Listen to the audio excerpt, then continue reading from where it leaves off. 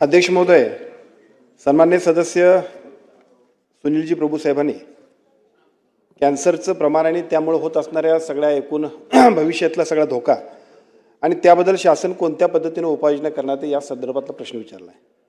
2-3 प्रश्न आहेत। त्यातला पहिला प्रश्न असा आहे की ब्रेस्ट कॅन्सरबद्दल आपण काय करतोय। खरं तर या सगळ्या एकूण प्रमाणाकडे बघितलं तर पहिल्या टप्प्यामध्ये आपल्या सगळ्यांना स्क्रीनिंगकडे खूप भर दिला पाहिजे। स्क्रीनिंग आणि अवेअरनेस या दोन गोष्टी खूप महत्त्वाच्या आहेत।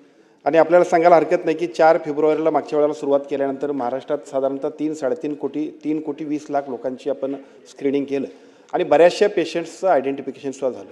त्या लोकांना एका बाजूला शासनाच्या सगळ्या हॉस्पिटलमध्ये आणि त्यांच्या सोयीप्रमाणे जिथं शक्य असेल तिथं उपचार घेऊन किमान त्या लोकांना या सगळ्या गोष्टींबद्दल उपचार घेण्याबद्दल सुद्धा आपण एक मोहीम चालू केली आहे। आता या सगळ्या मोहिमेमध्ये एका बाजूला हे सगळं सुरू असतानाच ब्रेस्ट कॅन्सर संदर्भात आपण जी काही तपासणी आम्ही सगळ्या शासकीय रुग्णालयांमध्ये करतोय तिथं सेल्फ एक्झामिनेशन आपण करतोय आणि तिथं जर असेल तर तिथल्या उपलब्धतेप्रमाणे त्याला उपाययोजना परत संदर्भित सेवांमध्ये आपण देतोय।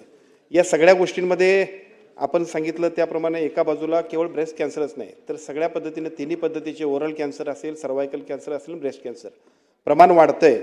मग ते वेगवेगळ्या पद्धतीने आहेत, तंबाखू आहे, धूम्रपान आहे, दारू आहे, आहार आणि लठ्ठपणा आहे, सगळ्या ह्या वेगवेगळ्या पद्धतीच्या आजारांच्या आणि केमिकलयुक्त अशा पद्धतीची काय आपण फळभाज्या घेतोय त्याच्यामधून सुद्धा जे काय पोटाचं कॅन्सर होती ही वस्तुस्थिती खरी आहे। या सगळ्या गोष्टींबद्दल आणि वाढणाऱ्या पेशंटची संख्या बघितल्यानंतर राज्य शासनानं 2 निर्णय खूप महत्त्वाचे घेतलेत। त्यातला पहिला निर्णय आहे की आपण पूर्वी सगळेजण टाटा कॅन्सर हॉस्पिटल म्हणजे कॅन्सरचं हॉस्पिटल अशा पद्धतीची कल्पना घेऊन बसलो होतो। त्यावेळेला तर ठीक होतं, पण आता अशी परिस्थिती झाली की पेशंट्स इतकी झाली की एक टाटा नाही तर 100 टाटा उभा करावा लागतील काय अशी परिस्थिती तयार झाली। त्यामुळे साहजिकच महाराष्ट्र शासनाने एक महत्त्वपूर्ण निर्णय घेतला आहे। त्या निर्णयाच्या माध्यमातून 16 ऑक्टोबर 2025ला जो काही पॉलिसी आपण केली त्या पॉलिसीमध्ये लेवल 1, लेवल 2 आणि लेवल 3 अशा 3 पद्धतीमध्ये आपण हॉस्पिटलची उभारणी करतोय। 1300-1350 कोटी रुपयाचं पहिल्या टप्प्यामध्ये या सगळ्यासाठी बजेट आपण दिले। या बजेटच्या माध्यमातून 3 पद्धतीनं जे काय उपचार करतोय त्या उपचारांच्या माध्यमातून जिल्हा स्तरावरती, तालुका स्तरावरती आणि मग राज्य स्तरावरती सुद्धा त्या उपलब्धतेप्रमाणे या सगळ्या उपाययोजना करून कॅन्सरच्या एकूण पेशंट्सला राईट रिलीफ देण्यासाठी आणि शासनाच्या वतीनं सगळ्या यंत्रणा, प्रशिक्षित मनुष्यबळापासून इन्फ्रास्ट्रक्चर उभा करण्यामध्ये आपण सगळ्यांनी भूमिका घेतलेली आहे। या सगळ्यामध्ये विशेषतः लेवल 1 मध्ये टाटा स्मार्ट म्हणजे टाटा हॉस्पिटल काम करणार आहे।